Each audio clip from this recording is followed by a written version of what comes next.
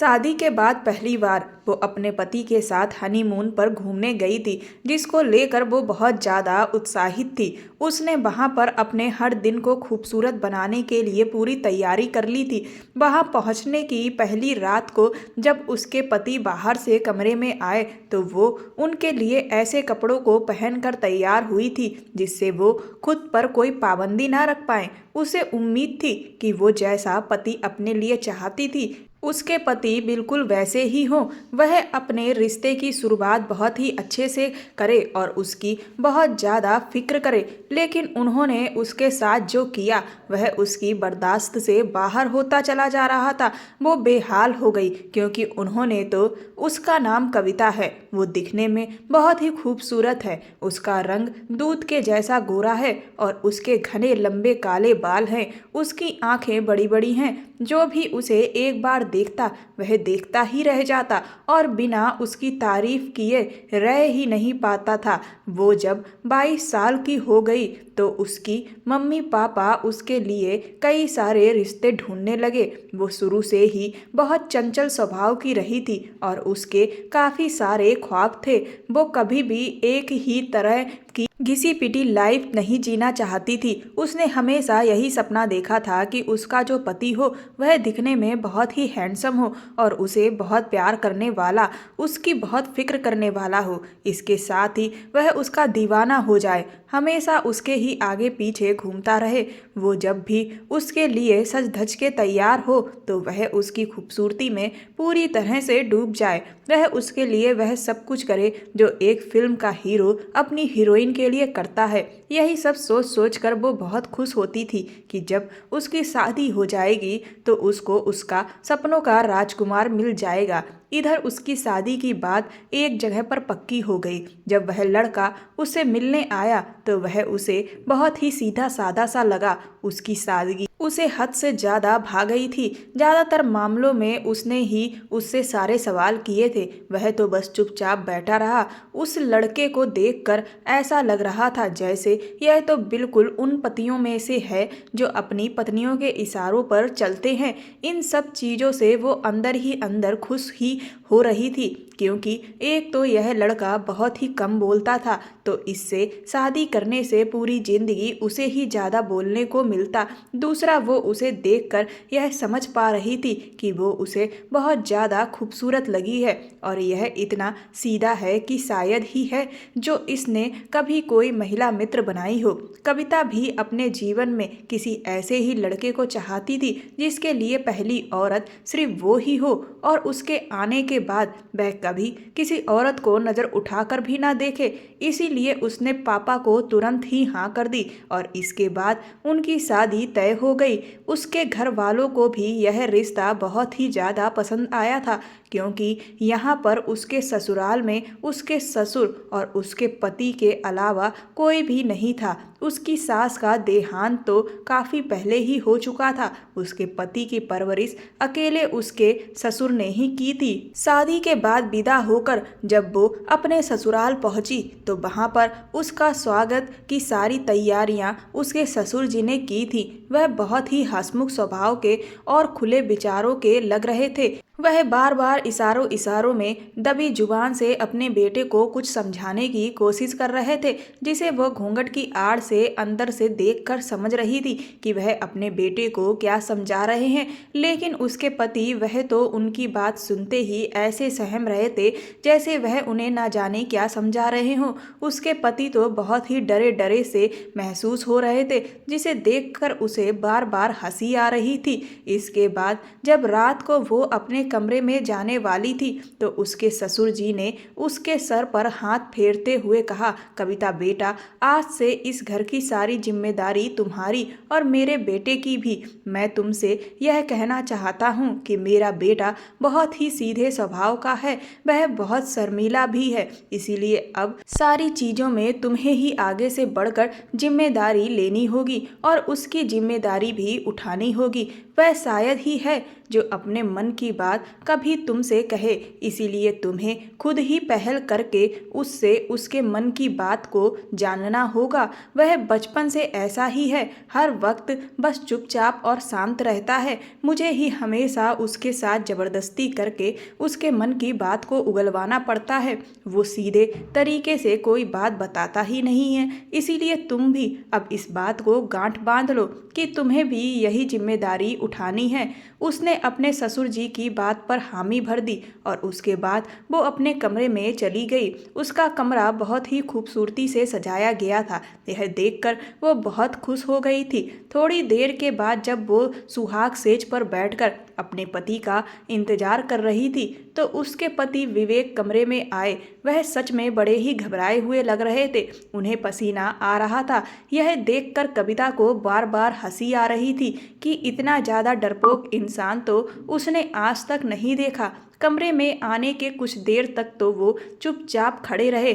उसके बाद उन्होंने जैसे ही पानी पीने के लिए पानी का गिलास उठाया, कविता ने उनसे कहा कि क्या आपको गर्मी लग रही है? आप कहें तो मैं एसी ऑन कर दूं। उसके इतना कहते ही वह ना जाने क्यों बुरी तरह से घबरा गए और उनके हाथ से वह पानी का गिलास छूट गया।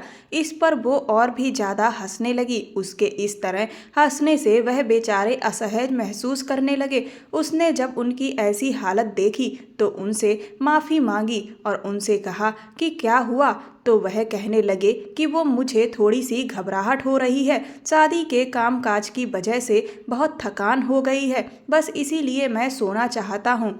उनकी यह बात सुनकर कविता को बहुत ही गहरा धक्का लगा था, लेकिन फिर भी उनकी इच्छा को मानते हुए उसने उनकी इस बात में रजामंदी दे दी और फिर वो दोनों आराम से लेटकर सो गए। अगली सुबह से उसने अपनी ससुराल की पूरी जिम्मेदारी उठानी शुरू कर दी। धीरे धीरे कुछ दिन बीते, उसके पग फेरे की रस्म भी हो चुकी थी और वो अपने ससुराल वापस आ गई थी। लेकिन वो नोटिस कर रही थी कि उसके पति उससे बहुत ही कम बात करते थे और जब भी वो उनके करीब जाने की कोशिश करती तो वह उससे दूर दूर भागते रहते। उसने उनसे इसकी कई बार वजह पूछी, लेकिन वह हर बार यही कहकर टाल देते कि तुम्हें गलतफहमी हो रही है, ऐसा कुछ भी नहीं है। उसकी शादी को धीरे धीरे 1 हफ्ता हो गया, लेकिन शादी के बाद जो भी चीज़ें होती हैं वैसा उनके रिश्ते में कुछ भी नहीं था। इस बात से कविता बहुत ज़्यादा परेशान थी क्योंकि उसने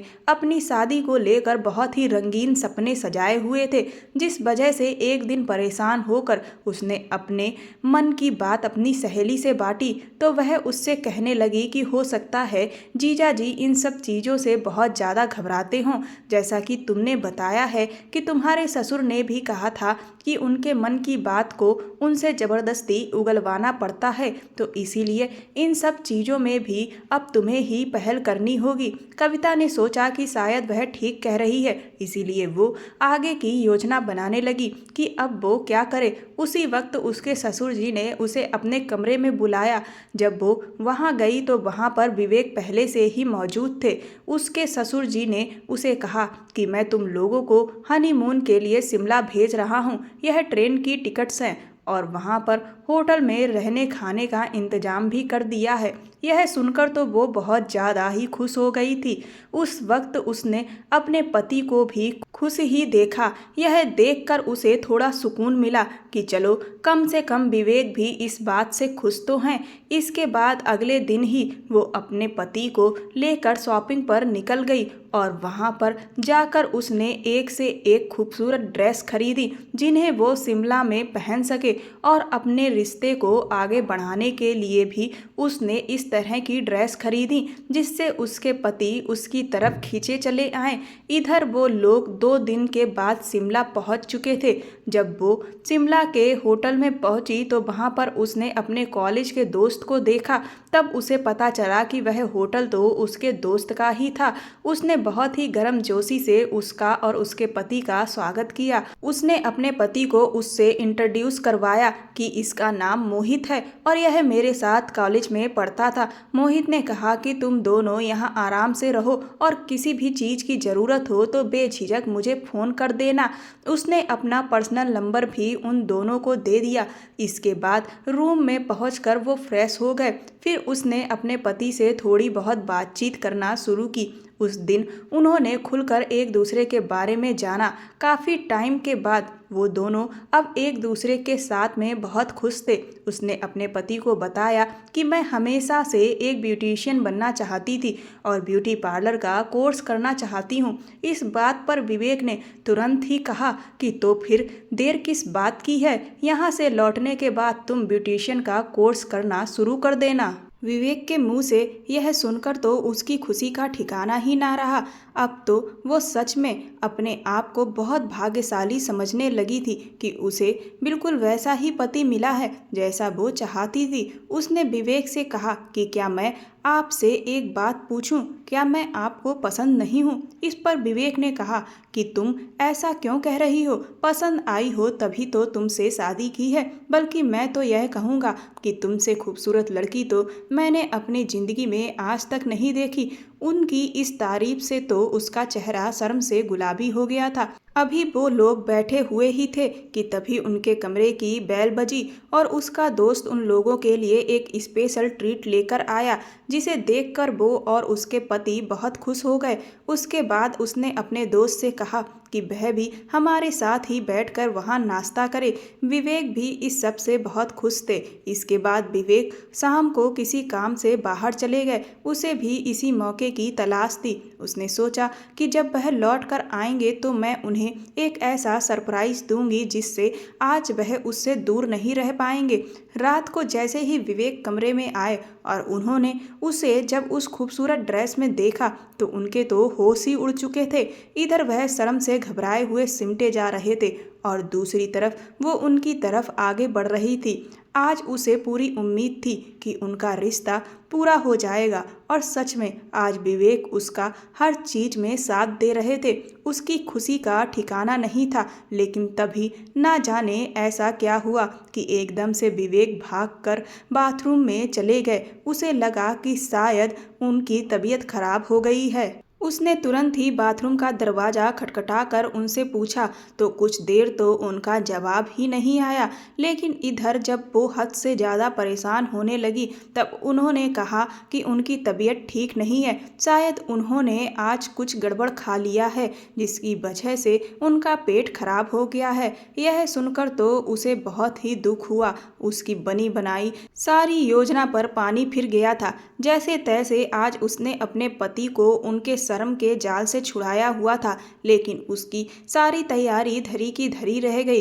इसके बाद 2-3 दिन उन लोगों के इसी तरह से सिर्फ बाहर घूमने फिरने में चले गए। कमरे में जब भी वो विवेक के करीब आने की कोशिश करती तो ना जाने ऐसा क्या होता कि विवेक भागकर तुरंत ही बाथरूम में चले जाते। उसे तो कुछ भी समझ में नहीं आ रहा था। उसी वक्त विवेक के सबसे अच्छे दोस्त का उसके पास फ़ोन आया और उसने उसकी बात अपनी पत्नी से कराई। शादी के बाद उसकी विवेक के दोस्त राहुल की पत्नी से काफ़ी अच्छी बनने लगी थी। जब उसकी पत्नी ने उससे कहा कि वहाँ तो खूब मज़ा आ रहा होगा और वह उसे मजाकिया लहजे में वैसी बातें करके छेड़ने लगी। इस पर कविता अपने इमोशंस को कंट्रोल नहीं कर पाई और फ़ोन पर ही फूट फूट कर रोने लगी। उसने परेशान होकर उससे उसके रोने की वजह पूछी तो कविता ने उसे सब कुछ बता दिया, जिसे सुनकर वह खुद भी परेशान हो गई और उसने यह पूरी बात विवेक के दोस्त को भी बता दी।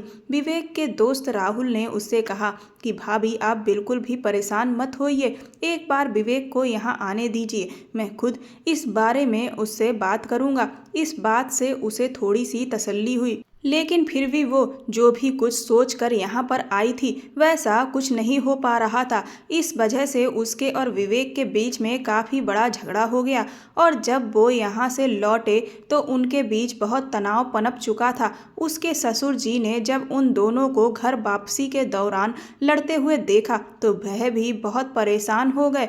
वह कहने लगे कि मैंने तो इसीलिए तुम दोनों को बाहर भेजा था ताकि तुम लोग एक दूसरे को और भी ज़्यादा जान सको और ज़्यादा करीब आ सको। लेकिन आखिर यह सब क्या है? ये वह बार बार विवेक से उनके झगड़े की वजह पूछ रहे थे, लेकिन उसने तो हमेशा की तरह अपने मुंह में दही जमाया हुआ था, जिस वजह से कविता हद से ज़्यादा फ्रस्ट्रेट हो गई और उसने गुस्से में आकर ससुर जी से वह सब कुछ कह दिया जो उसे नहीं कहना चाहिए था, जिससे विवेक को बहुत ही गहरा धक्का लगा और वह उससे अब और भी ज़्यादा नाराज हो गए। अपनी इस गलती पर उसे गुस्सा शांत होने के बाद खुद भी अफसोस हुआ कि उसे कम से कम विवेक के पिताजी से तो इस तरह की कोई बात नहीं करनी चाहिए थी, लेकिन उस वक्त वो खुद भी इतना ज़्यादा फ्रस्ट्रेट थी कि अपनी जुबान पर लगाम नहीं लगा सकी। इधर धीरे धीरे दिन बीत रहे थे। उसने ब्यूटिशियन का कोर्स करना भी शुरू कर दिया था, लेकिन अभी भी उनका रिश्ता पूरी तरह से अमल नहीं हो सका था। उनके बीच बातचीत भी काफ़ी कम हो गई थी। इसी बीच विवेक के दोस्त राहुल उसके पास आए और कहने लगे कि भाभी, अब आप बिल्कुल भी फिक्र मत करिए, आज से देखिएगा विवेक बिल्कुल बदल जाएगा। यह कहकर वह विवेक को अपने साथ ले गए। उसे समझ नहीं आ रहा था कि आखिर राहुल आज ऐसा क्या करने वाले हैं, इसीलिए उसने राहुल की पत्नी को फ़ोन लगाकर सब कुछ पूछा तो उसने उसे बताया दरअसल राहुल आज विवेक को उस तरह की फिल्म दिखाने ले गए हैं ताकि उसके अंदर की जो भी दबी हुई भावनाएं हैं वह शायद बाहर आ जाएं। यह सुनकर कविता थोड़ा खुश हुई कि शायद यह तरकीब काम कर जाए, लेकिन जब विवेक घर लौट कर आए तो वह बहुत ज़्यादा गुस्से में थे।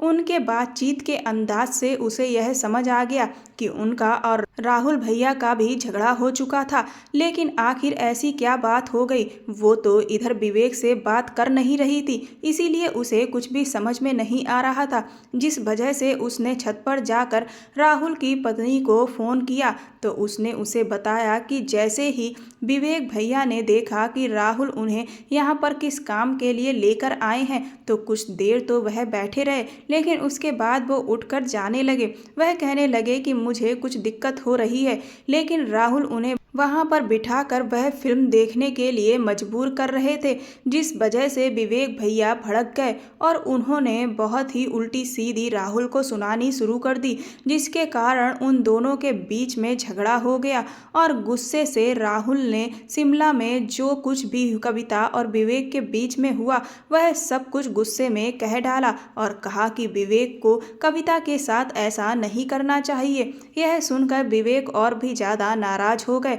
यह सुनकर तो कविता बहुत ज़्यादा घबरा गई, क्योंकि यह एक बहुत बड़ी गड़बड़ हो गई थी। एक तो पहले ही उसने जो कुछ भी अपने ससुर जी को बताया उससे विवेक उससे नाराज लग रहे थे, लेकिन अब जब उन्हें यह पता चल गया कि उसने राहुल भैया और उनकी पत्नी को भी यह सारी बातें बता दी हैं तो अब तो मामला और भी ज़्यादा बिगड़ गया। और हुआ भी यही। लौटने के बाद विवेक ने उसके सामने रोना शुरू कर दिया। वह कहने लगे कि तुम एक बहुत बुरी औरत हो, तुमने सबके सामने मेरी बेइज्जती करके रख दी है, तुमने मुझे कहीं का भी नहीं छोड़ा। उसने उन्हें समझाने की कोशिश की कि वह जैसा सोच रहे हैं ऐसा बिल्कुल भी नहीं है, लेकिन विवेक किसी छोटे बच्चे की तरह रोए चले जा रहे थे। उसने उनसे कई बार पूछने की कोशिश भी की कि आखिर बात क्या है, कम से कम अब तो आप मुझे बताइए, लेकिन वह कुछ भी बताने को तैयार ही नहीं थे। उन्होंने उसे बहुत खरी खोटी सुनाई, जिस वजह से कविता को हद से ज़्यादा गुस्सा आ गया और फिर उनका एक बार फिर से बहुत बड़ा झगड़ा हो गया।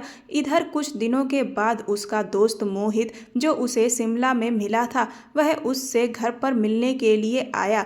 जब वह उसके घर आया तो बहुत ही महंगे महंगे गिफ्ट्स उसके और विवेक के लिए लेकर आया। दरअसल उसके पास रुपए पैसे की कोई कमी नहीं थी, क्योंकि वह एक करोड़पति परिवार से ताल्लुक रखता था। उसके जाने के बाद ना जाने क्यों, लेकिन विवेक ने कविता से झगड़ा करना शुरू कर दिया और उसे और मोहित को लेकर बहुत ही अनगढ़ बातें करने लगा।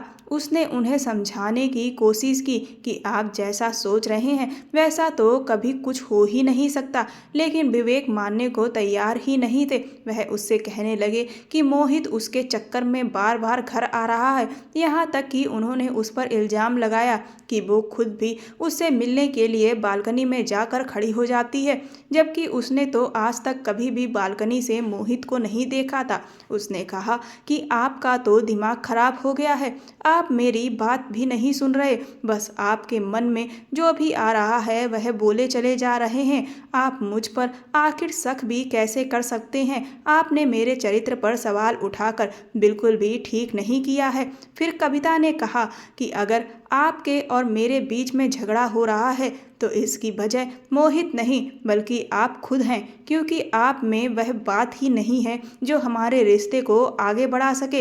इस बात से विवेक के अहंकार को झटका लगा।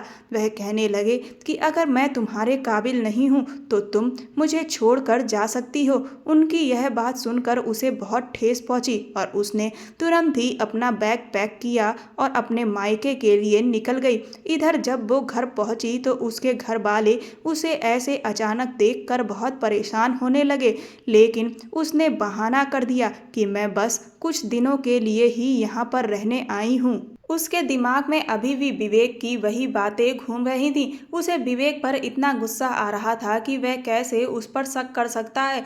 कविता ने आज तक सिर्फ और सिर्फ विवेक को ही अपने दिल में जगह दी थी, लेकिन इसके बावजूद भी उन्होंने कविता के चरित्र पर उंगली उठाई, जिससे उसे बहुत ठेस पहुंची और उसने फैसला कर लिया था कि अब वो विवेक को माफ नहीं करने वाली है। एक तो उनमें जो भी कमी है वह उसे बता नहीं रहे, दूसरा वह उस पर खुद ही उल्टा उनके रिश्ते को खराब होने का इल्ज़ाम लगा रहे थे, जिसके लिए उन्होंने उस पर इतना घटिया इल्ज़ाम लगाया। धीरे धीरे दिन बीतने लगे और उसका गुस्सा शांत होने लगा, जिससे उसे बार बार विवेक की याद आ रही थी। इसीलिए वो राहुल भैया से विवेक के बारे में जानकारी लेती रहती थी। उन्होंने उसे बताया कि विवेक की भी हालत भी उसके बिना बहुत खराब है। वह अब पहले से भी कम बात करने लगे हैं और ज़्यादा किसी से मिलते जुलते भी नहीं हैं। यहाँ तक कि वह अपने काम पर भी ठीक से नहीं जा रहे हैं। यह सब सुनकर उसे तो समझ ही नहीं आ रहा था कि आखिर उसके पति किस बात से इतना परेशान है और वह चाहते क्या हैं। उसके झगड़े को तकरीबन 2 महीने बीत गए और बात तलाक तक आ गई। 2 महीने के बाद एक दिन विवेक का कविता के पास फोन आया और कहा कि वह उससे बहुत ज़रूरी बात करना चाहते हैं, इसीलिए उन्होंने उसे मिलने के लिए एक रेस्टोरेंट में बुलाया। कविता ने भी उन्हें वहां मिलने की हामी भर दी, क्योंकि वो भी विवेक से अपने रिश्ते को सुधारना चाहती थी और उन्हें बताना चाहती थी कि उन्हें गलतफहमी हुई है। इसके बाद शाम को अच्छे से तैयार होकर वो खुशी खुशी विवेक से मिलने के लिए पहुंच गई। रेस्टोरेंट में पहुंचने के बाद उसे विवेक कहीं दिख नहीं रहे थे, तो वो उन्हें यहाँ वहाँ ढूंढने लगी कि तभी अचानक दूर एक टेबल पर उसे विवेक दिखाई दिए। वो तुरंत ही दौड़ती हुई उनकी तरफ भागी, लेकिन जैसे ही वो एक पिलर के पास पहुंची उसने विवेक के सामने से मोहित को आते हुए देखा। मोहित बहुत ही गर्मजोशी से विवेक से मिलने के लिए आया। यह देखकर कविता के कदम एकदम से ठिठक गए। अब तो उसे गुस्सा आने लगा, क्योंकि उनके बीच में झगड़ा भी अब तक मोहित की वजह से ही हुआ था। ऊपर से आज जब उनकी मुलाकात होने वाली थी तो मोहित फिर से एक बार यहाँ आ टपका। मोहित को देखकर विवेक के चेहरे के भाव भी बदल गए। मोहित ने विवेक को वहीं टेबल पर बिठाया और उससे बातें करना शुरू की। वो भी वहीं चुपचाप खड़े होकर उन दोनों की बातें सुनने लगी। मोहित ने कहा कि मुझे पता चला कि तुम्हारा और कविता का तलाक होने वाला है। यह कहते हुए मोहित के चेहरे पर एक अजीब सी खुशी थी, जिस बात से विवेक बुरी तरह से गुस्सा हो गए और कहने लगे, क्यों, तुम्हें इस बात से इतनी खुशी आखिर क्यों हो रही है? इस पर मोहित ने मुस्कुराते हुए कहा, क्योंकि मैं जानता हूँ कि तुम्हारा और उसका तलाक क्यों हो रहा है। जिससे विवेक ने कहा कि अगर तुम वजह जानते हो तो फिर मेरे जले पर नमक क्यों छिड़क रहे हो? मोहित ने कहा, देखो, मैं जानता हूँ कि तुम्हारी परेशानी क्या है। मैं भी इसी परेशानी से गुजर चुका हूँ, क्योंकि हम यह परेशानी किसी को बता नहीं सकते, इसीलिए हम हद से ज़्यादा फ्रस्ट्रेट रहते हैं। विवेक ने कहा कि तुम आखिर कहना क्या चाहते हो? इस पर मोहित ने कहा कि दरअसल होटल में भी तुम्हारा और कविता का जब झगड़ा हुआ था तो उस वक्त मैंने तुम लोगों की बातें सुन ली थी, जिससे मुझे अंदाजा हो गया था कि तुम कौन हो और तुम्हारी पसंद क्या है। उस वक्त विवेक को मोहित की कोई भी बात समझ नहीं आ रही थी, लेकिन कविता अब सब कुछ समझ चुकी थी और बस इसीलिए उसे अब उनकी बातें सुनकर बहुत मज़ा आ रहा था और हंसी भी आ रही थी। इधर विवेक बार बार कंफ्यूज हो रहे थे और मोहित से कह रहे थे कि तुम साफ साफ शब्दों में क्यों नहीं कहते जो भी तुम कहना चाहते हो। मेरे और कविता के झगड़े की वजह तुम हो। यह सुनकर तो मोहित और भी ज़्यादा खुश हो गया। वह कहने लगा, क्या सच में? मैं सच बताऊं तो जब से मेरी तुमसे मुलाकात हुई है तब से तो बस यही सोच रहा था। विवेक ने कहा कि तुम्हें शर्म नहीं आती? तुमने एक पति पत्नी का घर उजाड़ दिया और इस बात पर तुम खुश हो रहे हो। इस पर मोहित ने कहा कि इसमें शर्म आने वाली क्या बात है, बल्कि अब तो तुम्हारी चीज़ें सुधर जाएंगी। जो तुम जैसा चाहते हो तुम्हें वही मिलेगा। विवेक ने कहा कि तुम्हें क्या लगता है कि तुम्हारे और कविता के बीच में जो भी था क्या मैं नहीं जानता? अब इस बार कंफ्यूज होने की बारी मोहित की थी। मोहित ने कहा कि आखिर तुम कहना क्या चाहते हो? तो विवेक ने कहा कि तुम क्यों बार बार मेरे घर आ रहे थे यह मुझे समझ आ चुका है, और तुम मेरे घर के चक्कर भी काट रहे थे यह भी मैंने देखा था। तुम्हें क्या लगा कि तुम मेरे घर के चक्कर काटोगे और कविता को बालकनी में बुलाकर चुपके से मिलोगे तो मुझे पता नहीं चलेगा? इस पर मोहित ने कहा कि क्या तुम्हारा दिमाग खराब हो गया है? मैं मानता हूँ कि मैं तुम्हारे घर के चक्कर काट रहा था, लेकिन मैं कविता से मिलने के लिए नहीं आ रहा था। विवेक ने कहा, कविता से मिलने नहीं आ रहे थे तो फिर किससे मिलने आ रहे थे? उसके बाद मोहित ने जो कहा उसे सुनकर तो विवेक के होश उड़ गए। मोहित ने कहा कि मैं तो तुमसे मिलने के लिए आ रहा था। सच बताऊं, जब से मैंने तुम्हें शिमला में पहली बार देखा तब से ही मैं अपना दिल तुम पर हार बैठा था और दिल ही दिल में चाह रहा था कि काश तुम मुझे मिल जाओ। और फिर जब मैंने तुम्हारे और कविता के झगड़े और तलाक की खबर सुनी तब तो मेरी खुशी का ठिकाना नहीं रहा। मैं इसीलिए ही बार बार तुम्हारे घर भी आता था ताकि तुमसे मिल सकूं, तुम्हें देख सकूं। विवेक बेचारे बुरी तरह से घबरा गए। कहने लगे, क्या तुम्हारा दिमाग खराब हो गया है? क्या तुम सच में मेरे लिए आ रहे थे? इस पर मोहित ने कहा, हाँ और क्या, और तुम्हें क्या लगा? विवेक अपने आप में ही बोलते हुए बोले, लेकिन मैं तो कुछ और ही समझ रहा था। मुझे तो लगा कि तुम कविता से। मोहित ने कहा कि क्या तुम्हें कविता ने मेरे बारे में नहीं बताया? विवेक ने कहा, कविता ने तो तुम्हारे बारे में यह कहा कि तुम उसके कॉलेज के फ्रेंड हो और काफ़ी पैसे वाले हो और भी कुछ ऐसी ही नॉर्मल सी बातें, इसके अलावा और कुछ नहीं। मोहित ने कहा, चलो अब वह सब छोड़ो, मैं अपने बारे में तुम्हें सब कुछ डिटेल में बता दूंगा। अब तुम जल्दी से कविता से तलाक ले लो और फिर मेरे साथ चलो। यह कहते हुए मोहित ने अपना हाथ विवेक की तरफ बढ़ाया और विवेक घबरा कर खड़े हो गए।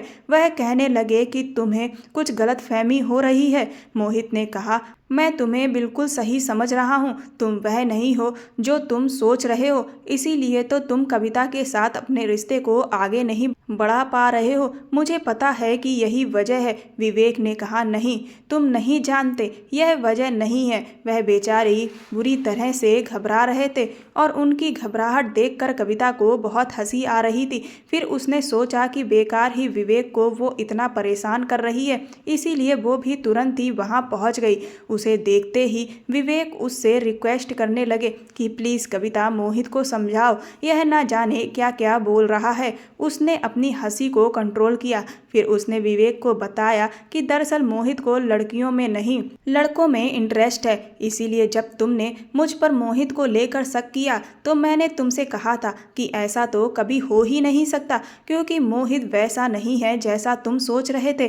पर तुम तो उस वक्त गुस्से में कुछ भी सुनने को तैयार ही नहीं थे। उसकी बात सुनकर विवेक के तो होश ही उड़ गए। विवेक ने तुरंत ही मोहित के सामने हाथ जोड़कर उससे माफ़ी मांगी और कहा, मैं तुम्हारी फीलिंग की रिस्पेक्ट करता हूँ, पर तुम मुझे गलत समझ रहे हो। मैं अपनी बीवी को बहुत प्यार करता हूँ और बस उसी के साथ अपनी पूरी ज़िंदगी बिताना चाहता हूँ, और आज मैं यहाँ पर अपने रिश्ते की नई शुरुआत करने के लिए आया था, लेकिन इसी बीच तुम आ गए।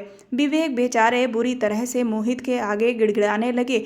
यह देखकर मोहित का तो दिल ही टूट गया, लेकिन फिर भी मोहित ने उन दोनों के रिश्ते की नई शुरुआत को लेकर उन्हें शुभकामनाएं दी और विवेक ने उसे दिलासा दिया कि वो निराश ना हो, एक दिन उसे प्यार करने वाला एक अच्छा लाइफ पार्टनर जरूर मिल जाएगा। फिर वह वहां से चला गया। इसके बाद वो घर वापस आ गए। उसने विवेक से कहा कि कम से कम अब तो बताओ कि आखिर हमारा रिश्ता आगे नहीं बढ़ पा रहा है, उसकी वजह क्या है। इसके बाद विवेक ने बताया कि दरअसल उन्हें कुछ मर्दाना कमजोरी है जिस वजह से वह ऐसा नहीं कर पा रहे हैं, लेकिन वह इस बारे में किसी से बात भी नहीं कर पा रहे हैं क्योंकि उन्हें बहुत शर्म आती है। उसने विवेक से कहा कि इतनी छोटी सी बात के लिए आपने इतना ज़्यादा सबको परेशान कर दिया, यहाँ तक कि आपने मुझ पर शक भी किया और हमारा रिश्ता भी टूटने की कगार पर आ गया।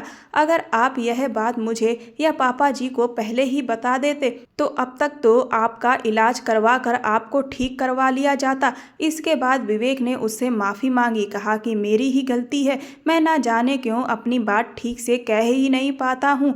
मुझे लगा कि अगर मैं तुम्हें यह बात बताऊंगा तो शायद तुम मुझे छोड़कर चली जाओगी। उसने कहा तो जब नहीं बता रहे थे तब भी तो छोड़कर जा ही रही थी ना। इस बात पर वो और विवेक दोनों ही जोर जोर से हंसने लगे। उस दिन के बाद से उनके बीच सब कुछ ठीक हो गया। इधर विवेक का इलाज शुरू हो गया और धीरे धीरे विवेक ठीक होने लगे। आज उसकी और विवेक की शादी को पूरे 2 साल हो चुके हैं और उनका एक प्यारा सा बेटा भी है।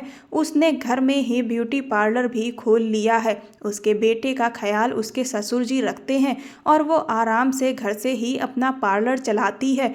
और सच में कविता बहुत भाग्यशाली है जो विवेक जैसा पति और ऐसे ससुर जी उसे मिले, और विवेक भी भाग्यशाली है कि उसे कविता के जैसी पत्नी मिली और मोहित को भी एक उससे प्यार करने वाला लाइफ पार्टनर मिल गया है। वो भी अपनी लाइफ में बहुत खुश है। दोस्तों, जीवन साथी के रिश्ते में गलतफहमियां कभी कभी काफ़ी बड़े झगड़े का रूप ले लेती हैं। इल्ज़ाम लगाने से पहले सच्चाई को जानने का प्रयास करें। कहानी पसंद आई हो तो चैनल को सब्सक्राइब कर वीडियो को लाइक कर दें और वीडियो को ज़्यादा से ज़्यादा शेयर करें। धन्यवाद।